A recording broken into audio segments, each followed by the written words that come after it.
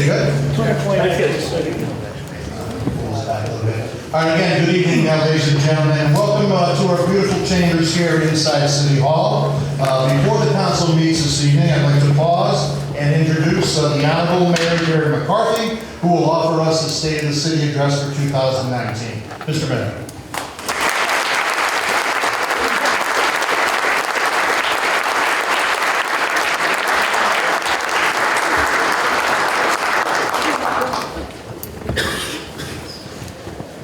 Good evening. I want to thank everyone for coming out tonight, those individuals who are watching us via our partner in Open Stage Media. I want to thank Council President Ed Kosher and members of the City Council for the opportunity to address you tonight.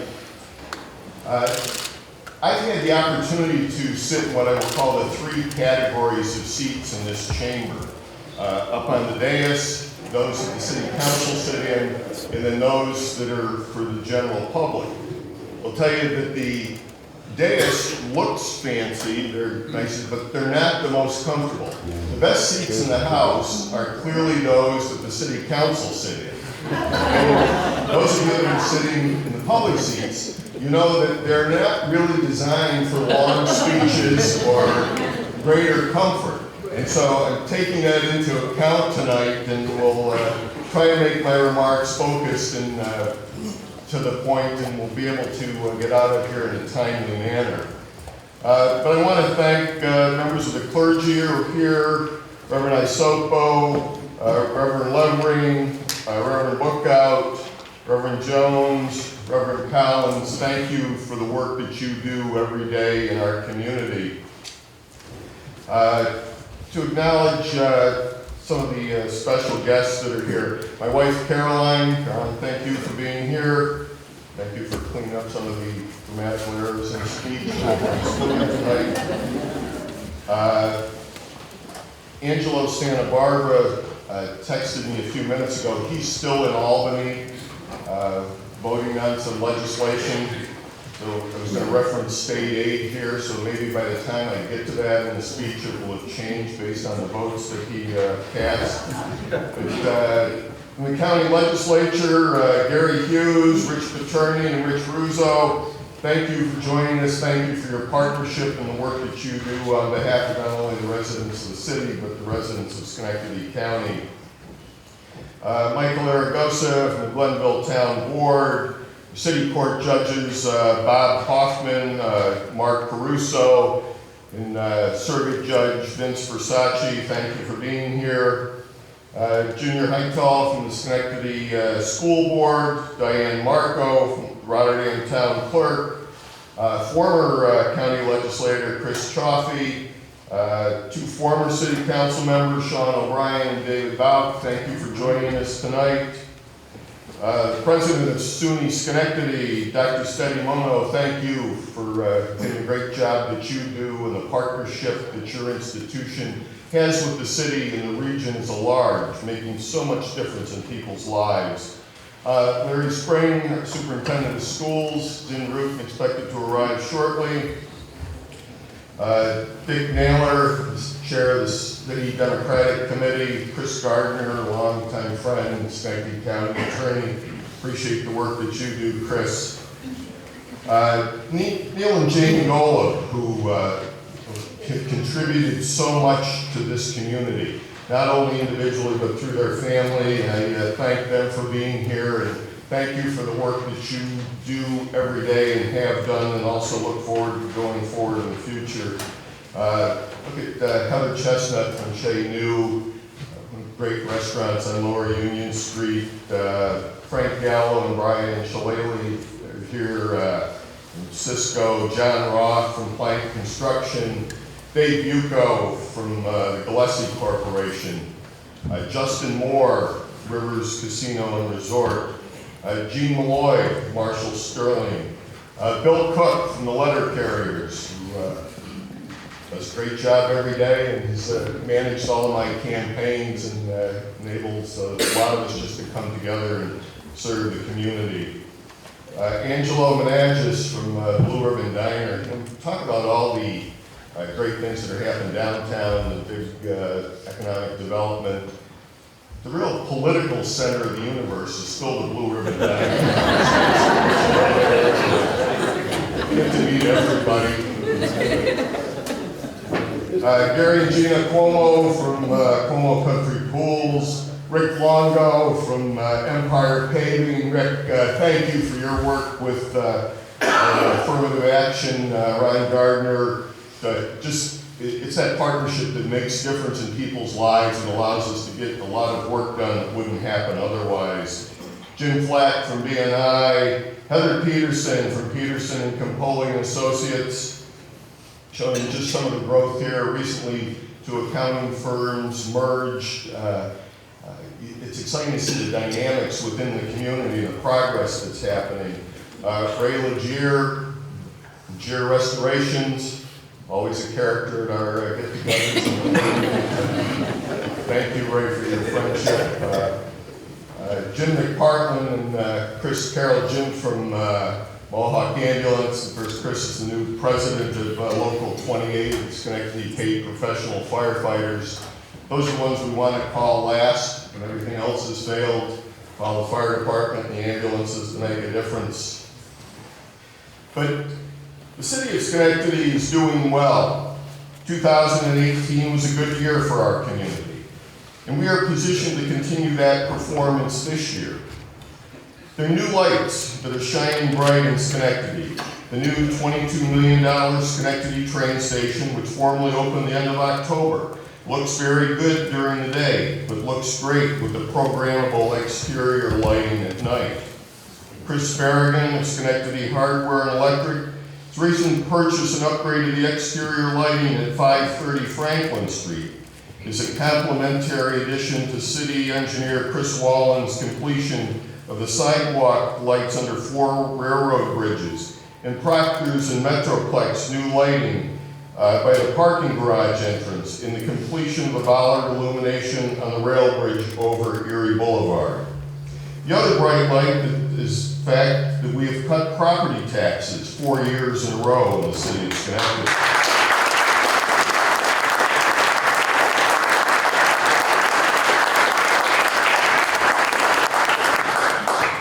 But to build on that, I've directed the new LED lighting system in the City Hall clock tower be turned green tonight to reflect the operating surplus that Finance Commissioner Ferrari just told me to anticipate when it closes out the door.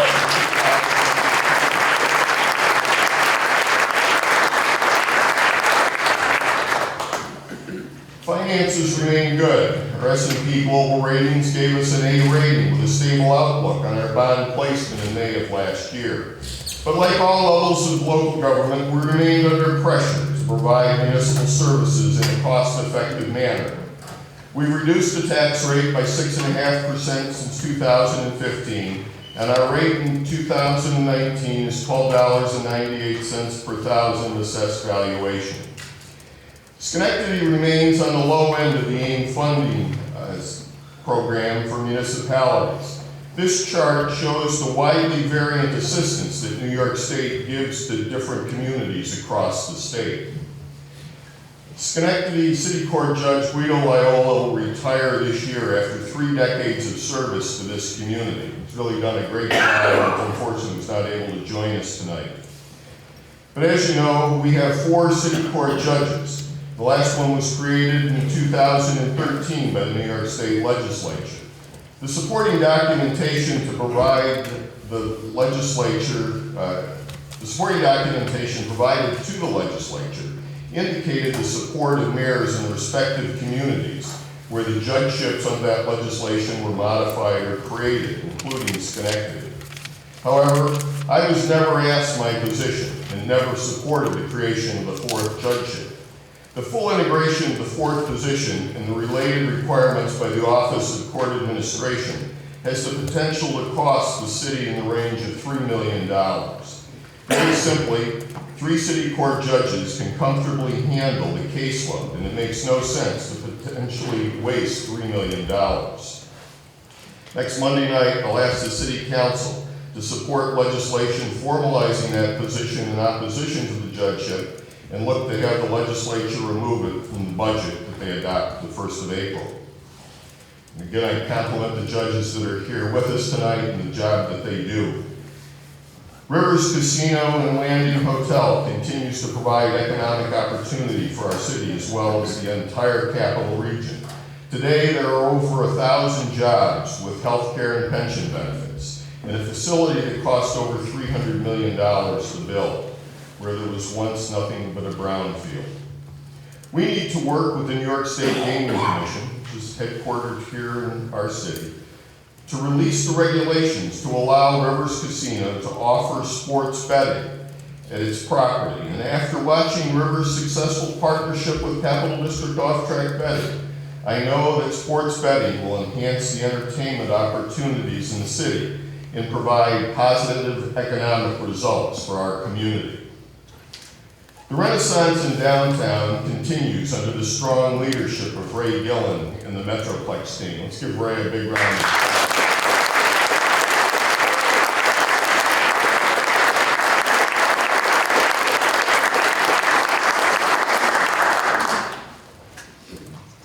Thank you, Ray, for the work that you do.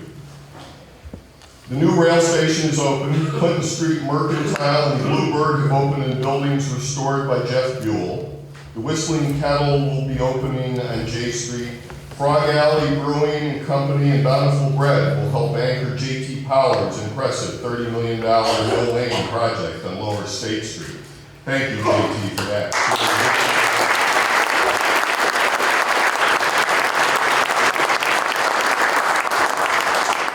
Our work in the neighborhoods continue.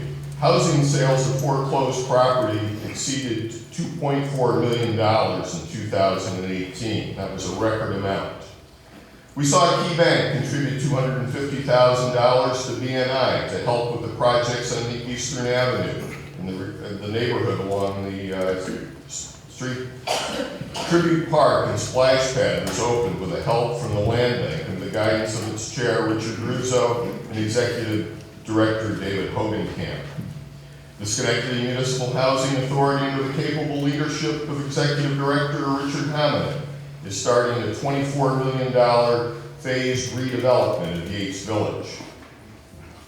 Shane Barty runs a truly great organization at the Boys and Girls Club. The new $13 million, 39,000 square foot facility adjacent to Quackenbush Park will enable them to continue to provide life-changing experiences for youth in our community. This project is another great example of collective team effort.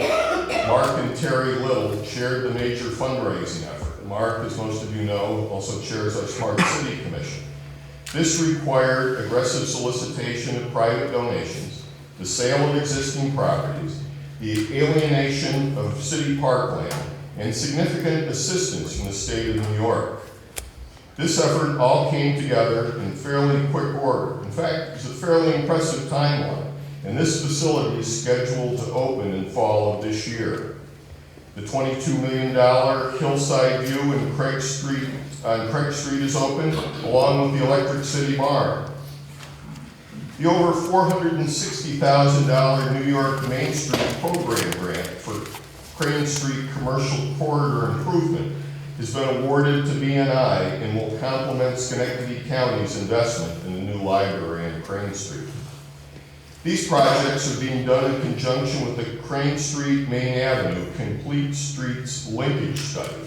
This study looks to tie together the major facilities and resources in the area, looking at residential and commercial property, Hillside View Community Builders, the MLK School, the Miracle on Craig, Pleasant Valley School, Quackenbush Park, the new Boys and Girls Club, Mount Pleasant Middle School, Steinmetz Educational Center, the Mount Pleasant Library, and our upgrades that are going to occur in Orchard Park. We're also working with the Neighborhood Revitalization Strategy area, commonly referred to as an NRSA. It's a designation the City Council has started, and that designation creates flexibility in the 15% cap on public services within designated areas for community development block grant funds. Additionally, it looks to create opportunity in distressed neighborhoods by reducing vacancy rates, strengthening educational and employment programs, And this, coupled with the new federal opportunity zones, creates an environment for development and the creation of real value in these neighborhoods. We finally completed the $1.75 million rehab of Oak Street Bridge, and we've been awarded $3.3 million to do work on the Hewlett Street Bridge.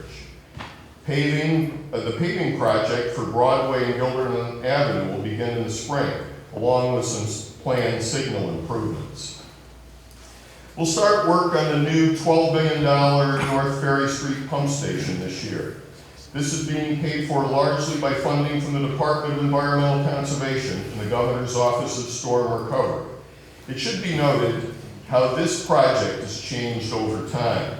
The current facility pumps effluent to the elevation of Front Street, and then it's a gravity system to the wastewater treatment facility on Anthony Street. The new facility will be connected to a forced main that will pump effluent all the way to Anthony Street. This design eliminates overflows that occurred on East Front Street and allows us to comply with our consent order with DEC, and is designed to be resilient to high water events along the Mohawk River. Additionally, we're moving forward with the FEMA Stockade Flood Mitigation Grant Program. This $8.6 million project will help us better plan and minimize the effects of flooding in the stockade. The Thriving Neighborhood Challenge is being done in conjunction with the Schenectady Foundation, and it received 48 proposals for improving our neighborhoods and the community as a whole. The award-winning projects will be announced soon, and I thank Bob Perot and the team at the Schenectady Foundation for making that possible. The major problem we face continues to be vacant and distressed property. We have just under 800 properties that we've identified as problem parcels. Over half are owned by individuals. Over 10% are owned by banks or titled to an LLC. And we have taken title and site control to a little over a third of these properties. 2018, again, was a record year for our dealing with distressed property. We sold 146 city-owned properties and generated the $2.4 million in gross revenue. It's a great effort by the city's codes, development, and law department staff working with the city council. Ron Gardner, our affirmative action officer, has done a terrific job partnering with the educational community and contractors to put in place an impressive Section 3 training and construction management program. This is providing real opportunities for jobs to our residents and will help rehab vacant and distressed property in our community. We're instituting better record keeping and looking for ways to better hold accountable those property owners who foster neglect and adversely affect the value of all the property in the community. Having the technology and the resources to quickly and accurately perform analysis on vacant and distressed property is key to our being able to minimize costs. Working with other communities, the Center for Technology and Government and the New York State Department of State, we're close to launching such a platform. CODE, Community Officials Data Exchange, will be an online platform to search property owners, LLCs, landlords, and related information. It's going to be a great tool for our staff within the city and other communities across New York State. Our police, fire, and codes department are working together under the strong leadership of Commissioner Eigens. This unified environment is creating real results and producing value in Schenectady. Pleased to announce that again, the total Part 1 crime, the most serious offenses, continued to drop last year. We saw a 6.5% drop. That's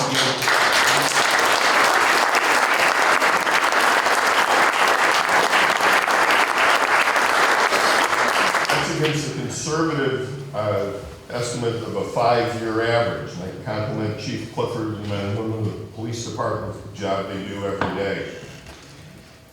Last year, the United States Conference of Mayors awarded 2 cities. There's the Mayor's Climate Protection Award. One went to Austin, Texas, and the other went to Schenectady, New York.